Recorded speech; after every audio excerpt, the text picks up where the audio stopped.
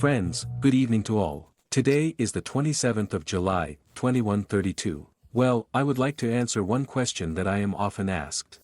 What to do when the market is unclear what is going on? How can I analyze it here? Let me tell you and, in principle, go straight to the charts. So, in this case, I picked up a chart on which, well, in principle, if you look at the 15-minute time frame, nothing is clear. Yes, I will not select parameters for the 15-minute time frame now.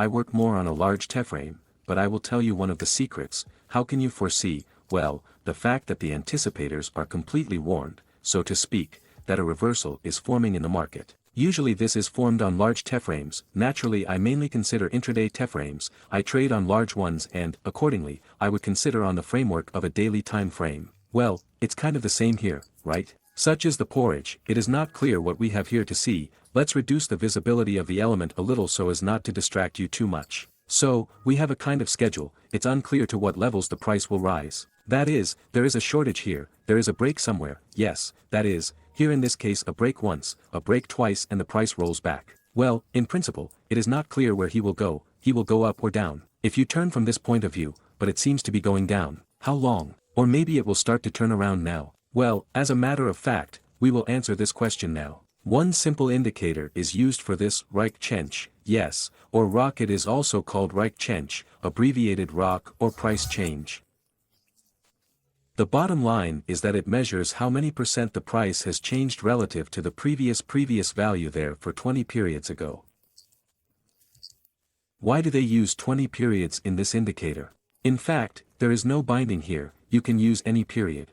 The most important thing is to understand what you are based on. So, if we work on, so to speak, large time frames, in this case the daily time frame, we need to be based on something, right? That is, we can look within the framework of the changes of the week, that is, it is 5 trading days in this case for currencies. If it is a cryptocurrency, it should be considered for 7 days. Well, accordingly, if we trade on the foreign exchange market, the changes in a month are usually 20 candles. Of course, there are not 20 trading days, but 20 periods are usually accepted. Accordingly, if you are going to work with the crypt, then you need to use the 30 parameter, because there, strictly speaking, there is a binding there plus 1 2, there yes, 21 or 22, this is the essence of the role does not play. The essence of this indicator is that it actually shows, as it were, a central line on any one and where we have relative to this line, that's actually the indicator value itself. In principle, it repeats the price, yes, it has such a more rubbish-like movement, but in principle it coincides with all the moments of the reversal. So, in order to anticipate this moment of reversal, you need to put on it, on this indicator, of course, with another one.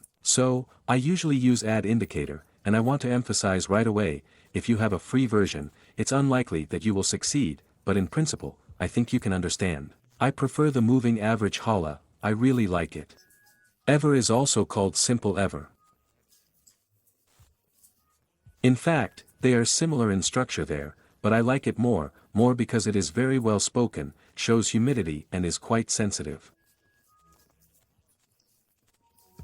And what this indicator is actually showing us, that is, the intersection of the rock itself with its moving average indicates that it opens, well, as they say, an opportunity opens for trading in one direction or another. Plus, moreover, usually the hullabaloo unfolds very nicely and does not change its direction. That is, if you look, that is, it goes either up or down. He doesn't have that sideways movement. Well, accordingly, you can, looking at this graph, of course, you can choose your favorite parameter. I personally use the 50 parameter on daily time frames and superimposed it on the rock indicator. It's pretty simple. You can also, of course, put the average indicator itself on the price chart. Yes, it will also be a good hint in principle, and you can navigate here. But the thing is that the chart has that trend in this flotation component, and here I just like it more here in terms of what to look at the Rado Chench indicator. In this case, it turns out that the AD indicator is a rate of change or ROC.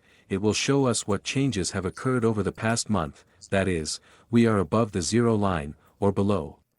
Well, accordingly, given both hills here and here, you can plan what the price movement will be. Now is the current moment. What do we have? We have it below the Humiva, respectively, we have the first signal, as it were, for sales. Well, also the rock itself is under itself and of course continues to decline so far.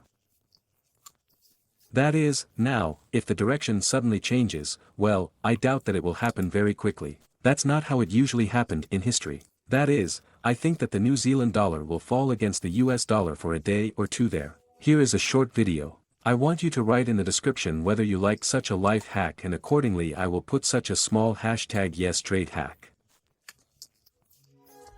Everyone is waiting for your comments.